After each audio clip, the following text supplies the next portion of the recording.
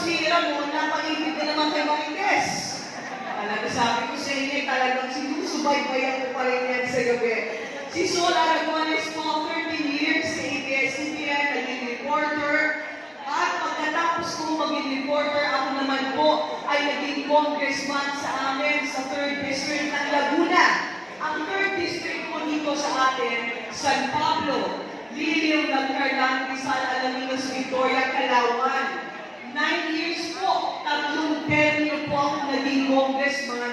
Natapos ko po ang aking termino bilang congressman at ang ipinangako ko po sa kanila, hindi ako gagraduate nang hindi ko na ipatayo ang kauna-unahang dialysis center sa buong Calabarzon.